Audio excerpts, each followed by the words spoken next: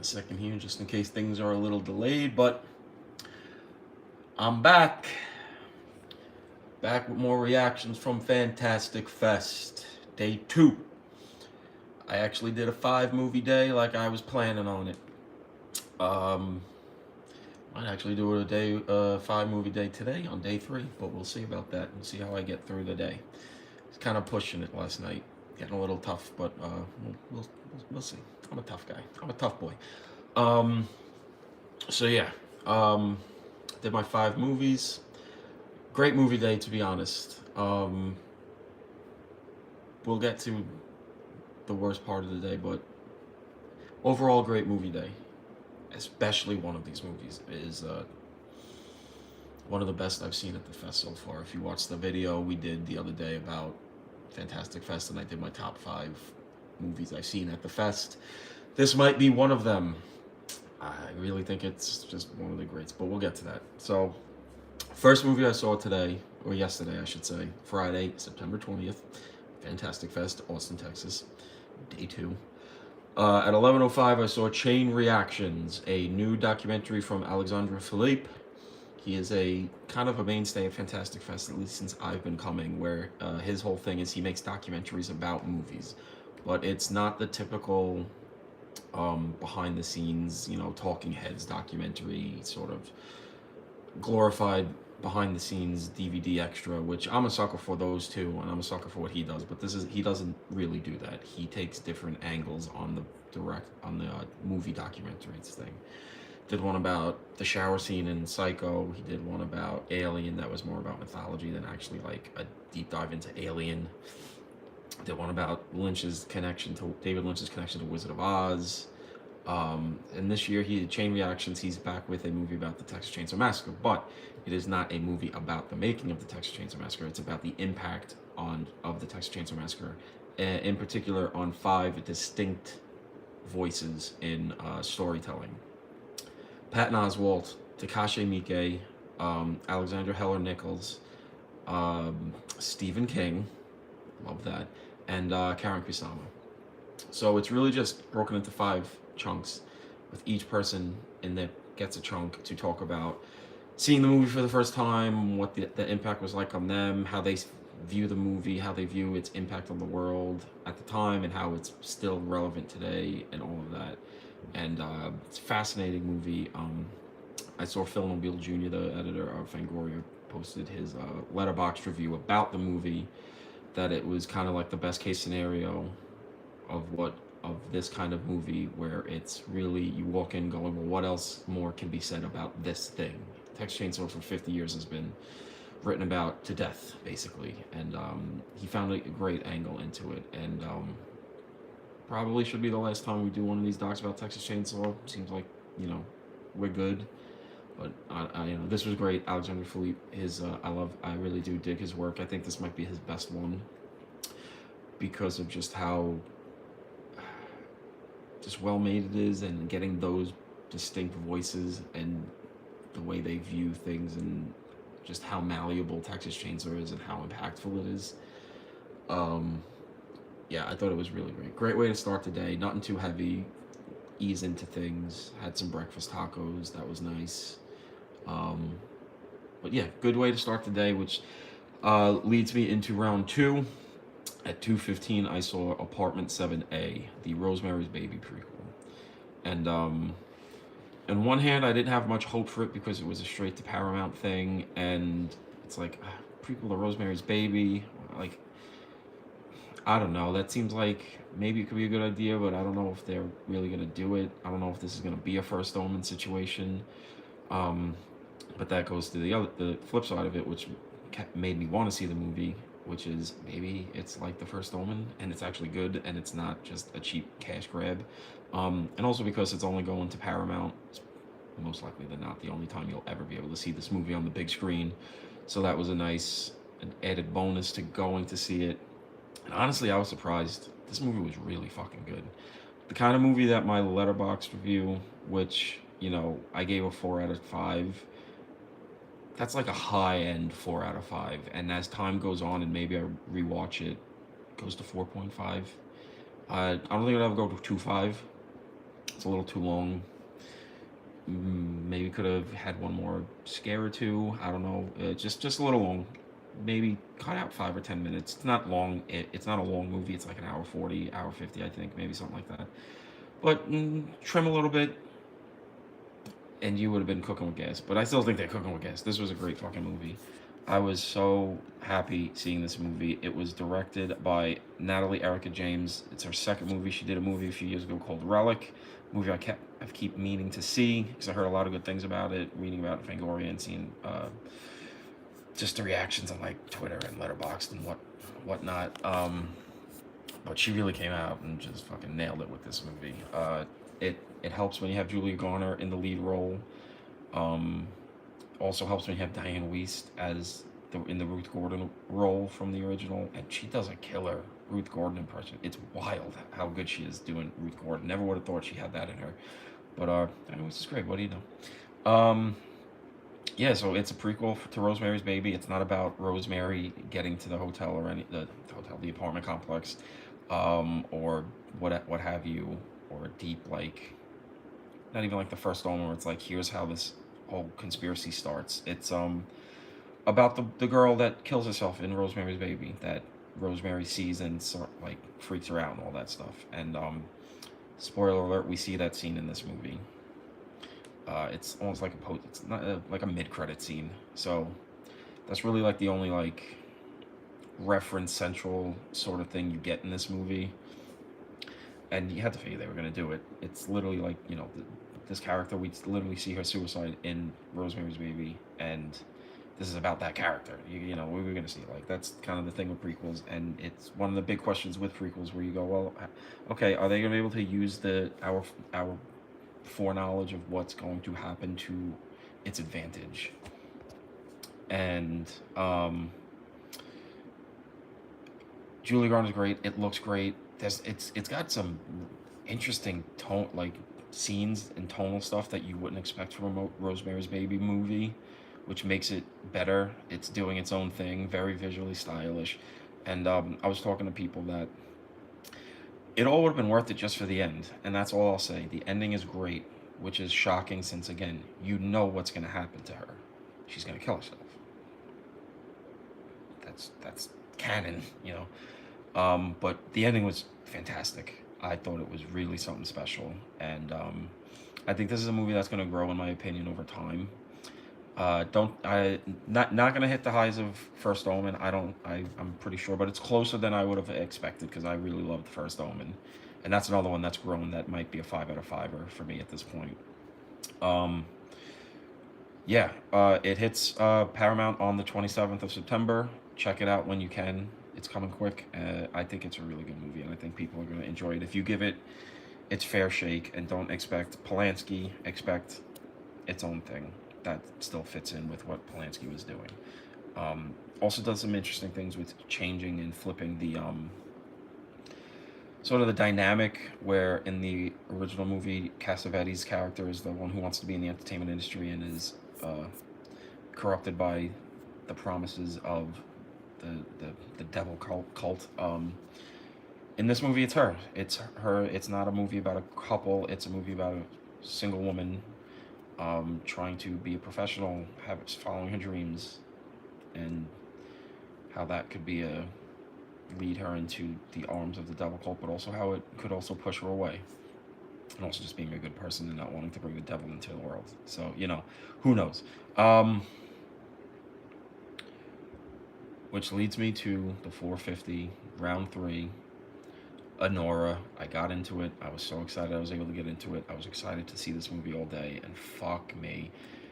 This was the best movie I saw today of the fest. I know it's only day 2. Best movie I've seen at the festival in probably since 2019. Parasite came out. Maybe one of my, it's like I said, maybe top 5 of all time I've seen at this festival.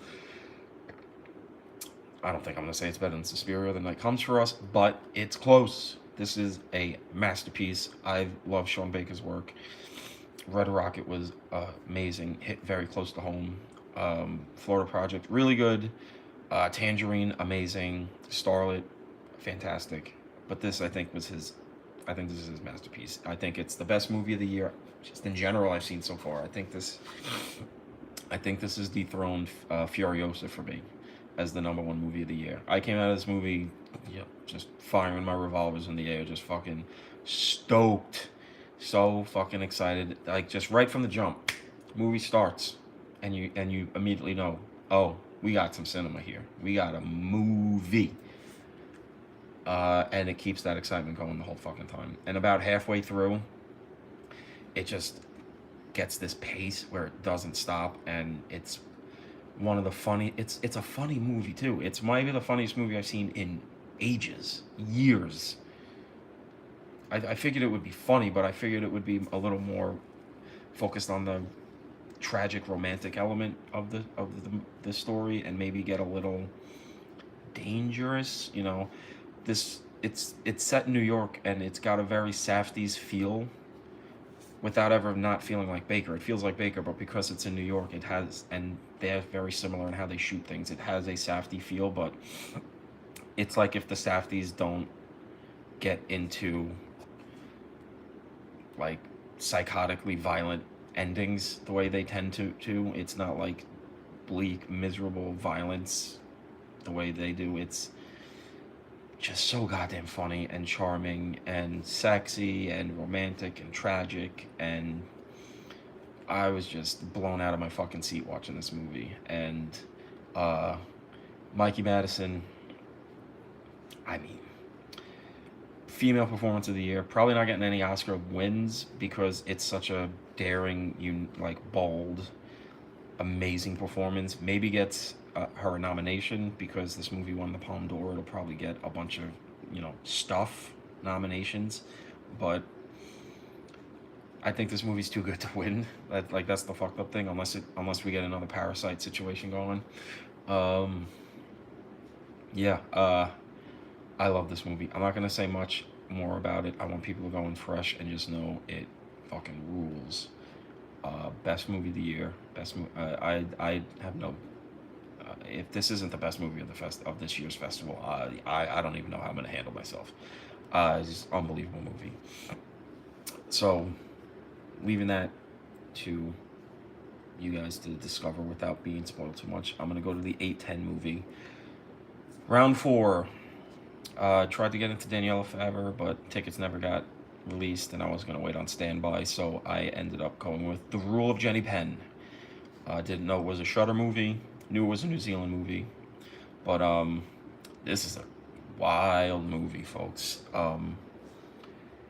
It's darkly, bleakly funny, but it is upsetting. It is cynical and nihilistic, and I put it in my Letterboxd review. It's Cormac McCarthy's Bubba Hotep. Geoffrey Rush plays a judge in New Zealand, has a stroke, has to go to a nursing home, doesn't want to be there, blah, blah, blah. Quickly comes to learn that another of the residents is John Lithgow, and he always has a puppet of a baby on his hand, and he quickly reveals himself to not be the silent, doddering old man that he portrays himself to be. That he is a horrible, evil, bully, disgusting piece of shit, garbage person who likes to torture all of the other residents in the nursing home. And that gets Geoffrey Rush gets into his crosshairs, and hijinks ensue. Bleak, dark, fucked up. I'm probably never going to watch this movie again because of how just upsetting it is, but it's a great movie. Geoffrey Rush gives a very good performance as the main guy who's suffered a stroke and is physically unable to stand up for himself. And, man, seeing John Lithgow in a villain role is always a treat. Nobody villains like John Lithgow. In the program, they were like, oh, it'll remind you of his work in Raising Cain or Ricochet. Yeah. He's in the pocket again, playing an absolutely despicable piece of shit human being. And, I definitely recommend seeing it once, but it's not a fun time. I mean, you'll laugh if you're into dark humor, but, man, fucked up. Good shit. kind of stuff you come to Fantastic Fest for. And because it's a Shudder movie, probably never going to see it on this big screen again. So nice being able to do that. This leads us to the last round of the night. Something that I was excited to go to, and then quickly revealed itself to be a mistake. God punishing me for giving me Anora in the same day I had to get the... it's too mean. It's not like it's the worst movie in the world, but it was a come down from the really strong day I was having. It was the secret screening, and the secret screening was Jason Reitman's Saturday Night, the movie about the first Saturday Night Live recording, the night, shot in real time, the 90 minutes leading up to the first SNL ever, and all the chaos and mayhem that, went into that production. And it's not accurate historically almost at all. It takes a lot of stuff, makes stuff up, condenses stuff from the first season to make it as if it happened, before the first episode. Blah, blah, blah. That's fine, whatever. It's clearly going for a Sorkin, not being the Ricardos, thank God. Being the Ricardos fucking sucks, but going for more of a Steve Jobs sort of heightened theatrical look into the import of this, story. Which, not the worst idea in the world, but Reitman just doesn't have it anymore. This isn't the worst movie. It's probably his best movie in a while, which is fucked up, but, for the most part, the acting's good. Some of the impressions of the SNL cast is like, all right, whatever. But Gabriel Labelle's good. He's not doing a Lorne Michaels impression, but he's good. He's got, he's a good actor. Cooper Hoffman's great as Dick Ebersol. I think that kid is maybe the, got the best future of anybody in this cast. It's just,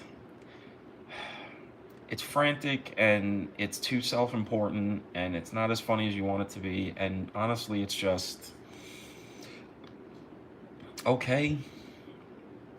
That's about as best as I can put it. It's okay. It's not as bad as you expect it to be based on the trailer, but it's not as good as you hope it would be. Yeah, I don't know. It's just... And also, whatever, fucking spoiler. It breaks its own format. Oh, it's real time, 90 minutes leading up to the first SNL. Okay, it does that. Then it shows us the first scene of SNL. Why do that? We know SNL succeeds. You don't need to show us them doing the first scene, and that the show was able to take over. We know. The movie's about how crazy it was to get to that point, but we know it eventually succeeds. Don't break the structure for something that's not even important. Just don't do it. Bit of a bummer. What are you gonna do? Not the worst movie I've ever seen at this festival. Worst I've seen at this year's fest. What are you gonna do? But yeah, I don't know. It was a very good day. I'm not gonna let Saturday night fuck up my actual Saturday. It's Saturday today, if you guys didn't realize that. But yeah, I don't know. Yeah, so that was my Friday. Day 2 is in the bag. I'm getting ready for day 3. I have my tickets today. I am doing The Wild Robot, the director's commentary of The Babadook with Jennifer Kent and Mike Flanagan, which is awesome. At 5:15, I'm doing Ick, the new Joseph Kahn movie. 9:15, I'm doing this movie called Night Call. And at 11:45, I'm doing a animated movie called Spermageddon. Yeah. Looks like it'll be a 5-movie night again for me today. Maybe, depending on how I feel by the end of the night, I might skip Spermageddon. Who knows? Who can say? I don't know. But yeah, that was my Friday. Going to roll into my Saturday, day 3. And stay tuned tomorrow for the reactions of today's movies and a preview of what I am at least ticketed to see on Sunday. So, peace.